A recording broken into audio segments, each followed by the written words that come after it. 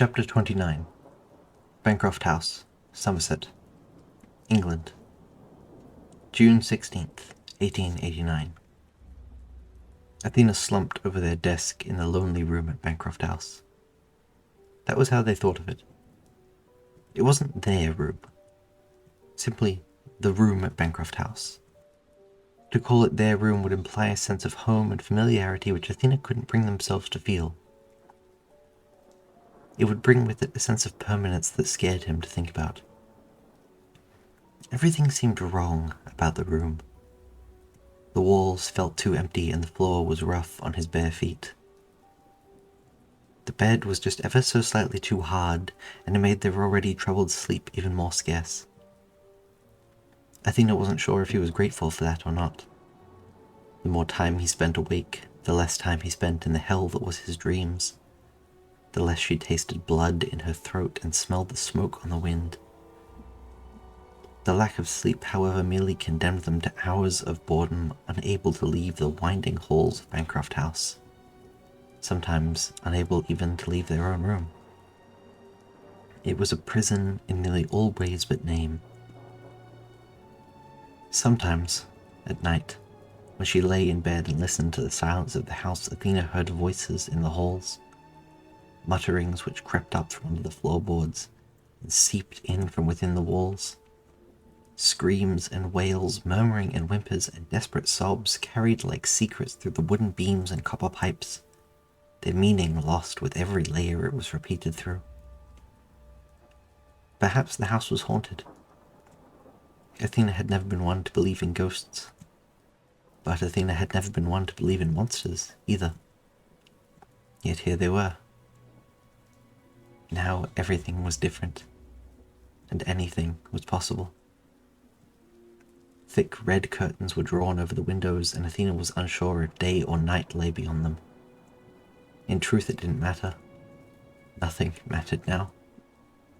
Why should anything matter to them? He was alone. Everything they had owned, everyone they had once loved or cared about was gone. Even he himself was nothing.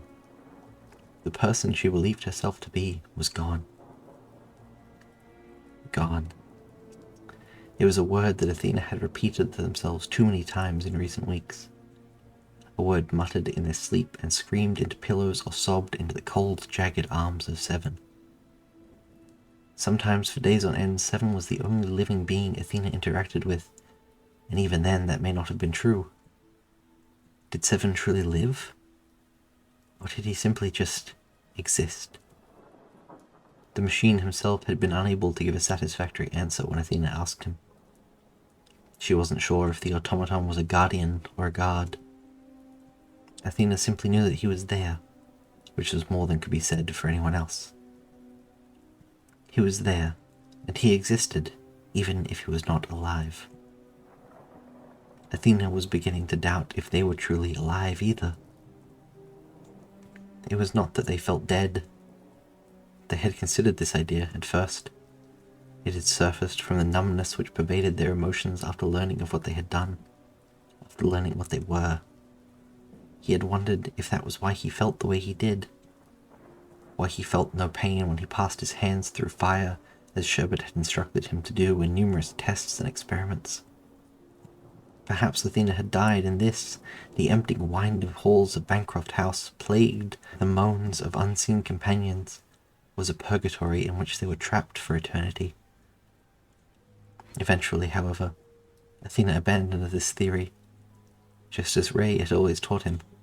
When a theory is disproved, it is to be discarded or adjusted. In this case, Athena knew he could not be dead when the pain truly hit him. The guilt and the grief which crushed the breath from their chest and clouded their waking thoughts. Opaque, pearl-like tears fell from their eyes as they lay on the floor, their body racked with sobs. For hours on end they could feel nothing but the overwhelming remorse and the hatred of their own continued existence. If they were dead, surely death could not feel like this. Death would not hurt this much. If he were dead, Athena could lessen the guilt they felt for the suffering they had caused. Their death would have been justified if they had died alongside Ray. Athena would have suffered too, their death an appropriate punishment for the life they had taken. Instead, Ray was gone, and Athena was left to live with the fact that it was their fault. It was all their fault. They were a monster. They had always been a monster. This was what made Athena question if she was alive, if she had ever truly been alive. Were they even a person? Or were they simply some monstrous husk? A poor imitation of life, a swirling storm of fire and destruction, pressed and molded into the shape of a false human being. He had not been born as others were born, he knew that now. He had no more been born than Seven had. Athena had been created like Seven, and like Seven, they were not alive. They simply existed. The longer Athena pressed themselves to go without sleep, the longer they stewed on this knowledge of themselves, the more monstrous they seemed to become. Their incisors felt long and awkward in their mouth, serrating their gums as the sharp tips grated against soft flesh. Her ears were longer, pointed and bat-like, and they threatened to poke through the curtain of tangled and unwashed auburn hair, which Athena now wore low to mask their features. It was their eyes, however, which pained them most to see reflected back at them in the now smashed mirror which had once adorned the bathroom wall. Hollow eyes in sunken sockets. Once they were dark brown, the colour of freshly tilled soil, Jamie had once told them. The colour of life and promise. They were not that colour anymore. Athena's eyes had been replaced by spheres of mismatched red and gold devoid of iris or pupil. They were not the eyes of a human being. These were the eyes of an animal caught in the beam of a spotlight. The eyes of a beast. Of a monster. Monster is a strong word. Dr. XXIX had told Athena during one of their many experiments to test Athena's newly discovered abilities. Perhaps it was a strong word to say, Athena thought, not one Sherbet would use, but one they would think, one everyone would think, Easton and David and Mumbu if she saw them. Athena knew that it was true that people would see them as a monster even if Sherbet refused to admit it. Then what am I? Athena had asked them. It had taken Sherbet a while to answer. The chemist simply stared into the flame of a lit candle, its flickering light making the violent veins on their skin dance and writhe, the shadows shimmering in the purple haze which coated their eyes. My friend, Sherbet had said finally. You are my friend. And that was all that kept Athena going. Ray would never get the chance to forgive him. Even if they saved Jamie, Athena was unsure how they could ever look their friend in the eye again after confining them for so long in that wretched realm of darkness and cold. She didn't know if Jamie would be able to look back at them either. Not after what they had become. But Dr. XXIX, they knew what he was, and they were not afraid of him. Sherbet was their friend. Athena turned the knob on the gas lamp in front of them, rotating it back and forth, watching as the flame brightened and dimmed over and over, and their thoughts ebbed and flowed in time with the pulsating light. I should perhaps make you aware that the lamp will likely be running low on oil in the near future. It has been burning continuously for over 6 hours now, Seven said from the corner of the room. It was the first time the automaton had spoken in some time, and Athena had honestly forgotten that Seven was there. She jumped at the sound of the hollow, resonating voice. Despite removing his hand from the lamp, the flame swelled in heat and brightness in time with their surprise, and they felt a wave of heat meet their cheek. Perhaps I should also make you aware of the fact that you have been continuously sitting at this desk and adjusting the lamp for this same amount of time, Seven suggested. Athena knew not to read emotions into Seven's voice. Seven didn't have emotions, or even thoughts of his own. Easton had been very clear about that. Still, it sounded almost as if Seven was concerned. Or perhaps that was only what Athena wanted to hear. I don't believe it is healthy for humans to exhibit such behavior. I'm not human, am I, Seven? Athena mumbled, her throat dry and her voice raspy from the lack of use. Seven nodded. So you have said, mixed Athena. However, for all intents and purposes, I feel I should treat you as human in the course of your care. Athena looked at Seven.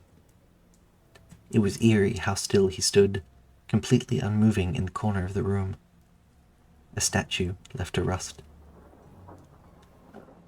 The only sign that the voice was coming from his mouthless face at all was the faint flickering of a dim blue light behind his eyes, as though whatever flame was burning within them had been brushed by the wind which carried the sound. Several days into her confinement, Athena had decided that this uncanny appearance may have been improved if Seven were given some human clothing. It had distracted him for a while in those first few days, finding clothes for Seven to wear. Now, however, Athena wondered if it had been a mistake. The ill-fitting human clothing only seemed to accentuate the automaton's inherent inhumanness. The black vest and white shirt billowed and bunched in all the wrong places, hanging loosely from the robot's metal form, devoid of muscles or skin. Beneath the fabric was simply a jagged skeleton of pistons and levers. An artificial life, masquerading as a person. Just like Athena. I'm not hungry, if that's what you're suggesting. I am not suggesting anything, Seven said, and any tone that Athena had heard in the voice vanished. I am simply making the observation that it may not be healthy to remain in this sedentary position for so long without signs of movement. Athena stood up from the chair and flopped down onto their bed. Happy? I am not capable of feeling the emotion commonly described as happy, Seven said. He moved from the corner with a series of creaks and stood slightly closer to the bed. Well, what else can I do, Seven? You've been tasked to not let me leave the house. She closed her eyes to prevent tears from forming. Not that I deserve to be let out, Athena added quietly. Seven tilted his head. Why do you feel that you are not deserving of being allowed out? Your confinement to the halls of Bancroft House is for the purpose of safety, not imprisonment. If Seven could want anything, he would have wanted to elaborate on this topic, on the concept of imprisonment within Bancroft House. He felt, in so much that he could feel anything, that there was more to speak about when it came to the topic of imprisonment. As it was, his mind merely hit some intangible roadblock, stopping him from pursuing the thoughts, and he was forced by his own design to avoid the subject. Yeah, and whose safety is that for? Athena mumbled. Seven automatically, quite literally in his case, recited the words Dr. XXIX had instructed him to recite in the event that Athena should ask such a question. As Dr. XXIX has explained, you are actively at risk of danger, Miss Salvatus. After the event which took place in London on the date of June 6th, a misunderstanding by law enforcement may put you at risk of incarceration or worse. Fear can make people very dangerous. Everything Seven had said was true, more or less. At the very least, Seven had seen no evidence to the contrary, and as far as he could tell, this did indeed seem to be a logical explanation. His consciousness saw no reason that the statement should be regarded as untrue, in any case. Besides, why would Dr. XXIX tell him something that wasn't true? Athena was quiet for a long time. He pulled himself up on the bed, strange heterochromatic eyes looking Seven up and down. But I'm the cause of the fear, Seven. Maybe Maybe they're right. Maybe they should be scared of what I can do. Of what I did. I'm dangerous, Seven. I'm here for everyone else's protection, not mine. As I should be. That is a very bleak way of looking at the current situation, Seven said. This was not an opinion. Seven didn't have opinions. It was simply a very depressing fact. Athena was quiet for a long time. Are you scared of me, Seven? The automaton looked at Athena blankly. I am not sure I understand. I do not believe that I fully understand the implications of fear. Regardless, I do not possess the ability to feel it. Well, then, would you be afraid of me? Athena asked. If you could feel fear. This line of thinking was severely messing with Seven's established view of the world in the ways in which he understood it.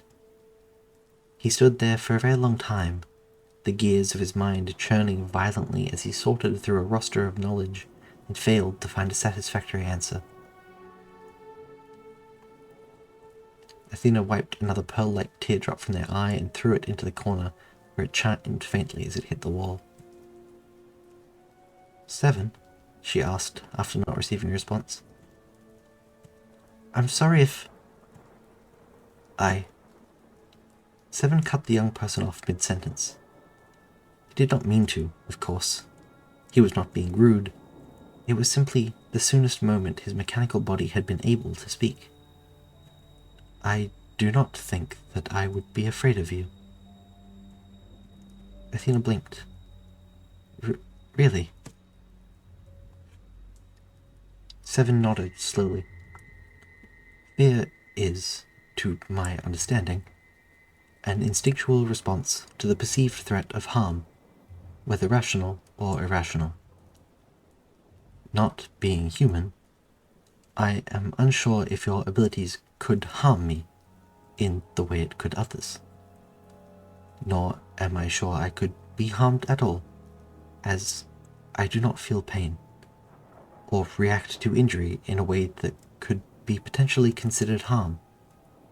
So, no, I do not think that I would be afraid of you. The two were silent for a while. Athena threw themselves forward and crashed into Seven.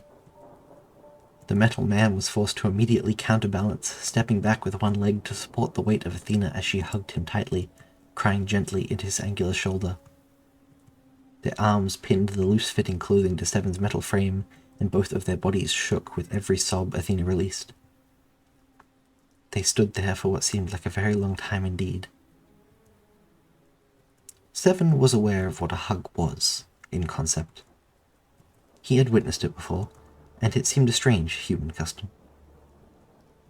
And yet, regardless, he found himself wrapping his thin, steel arms around Athena in response, leaning back into her weight. It was a new feeling for Seven. It felt nice. I'm not even going to ask. The icy sound of Sherwood's voice cut through the layers of heat which clung to Athena, radiating from his body. The chemist stood in the doorway, an untended drop of blood slowly making its way down their cheek as they stared at the two with an unreadable expression. Dr. Quakeson, Athena said shakily, sliding away from Seven. You're back. I am back, yes. Get your shoes, we're leaving, Sherwood said flatly. Seven, you're coming too. Athena stood rooted to the spot, their mouth falling open. Leaving? What do you... I don't remember telling you to ask questions, Athena. I remember telling you that we're leaving, Sherwood snapped. Athena flinched, the excitement on his face at the prospect of leaving instantly vanishing. The scientist hesitated in the doorway before striding across the room. Sherbet placed a hand on Athena's shoulder, their face softening. I'm sorry. I didn't mean that. It was just a stressful trip. I was in Surrey, visiting Strawberry. Seven, off to the side of the interaction, knew that this was a lie. Yet Seven had not been prompted to speak. Is she... How is she? Athena asked, looking at the ground. She is still inconsolable at the loss of Jamie. Athena chanced to look at Sherbet, but immediately had to avert their gaze. This close, the sight of the purple mold under their skin made Athena's stomach churn, dark and speckled, withering away the flesh beneath the surface. Perhaps if I could only talk to her, Dr. Quakeson, I could explain. I don't think that is wise, Sherbet said quickly, and a touch sternly. You know how she reacted to Jamie's secrecy about their house, and that was before all of this. What do you think she would do if she learned that you were the one responsible for the loss of her child, the death of her close friend? Sherbet bent down to look Athena in the face, mismatched eye to mismatched eye. She is not in the position to treat you with kindness right now, Athena. Let me and Easton speak to her for now, all right? Athena forced his words past the lump in his throat, nodding. I'm sorry, he said quietly. It's all right. Sherbet stood back up. I just want you to remember who your friends are right now. Who the people keeping you safe are. Those of us keeping your location a secret. Is that the only reason you're keeping me here? To keep where I am a secret? Athena asked, attempting to pry out some kind of truth. Of course. I wouldn't subject you to this for any other reason. Sherbet walked back to the door. After all, what are good friends for, if not keeping each other safe? Good friends keep secrets, Athena. They smiled at her warmly, almost kindly.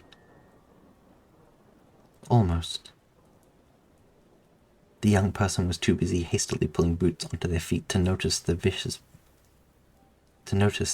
purple film which coated Sherbet's teeth, mimicking the same hue which covered their eyes in the light of the lamp on the desk. A light which burned a little brighter with excitement, or perhaps even fear, as Athena prepared to be let outside of Bancroft House for the first time since arriving.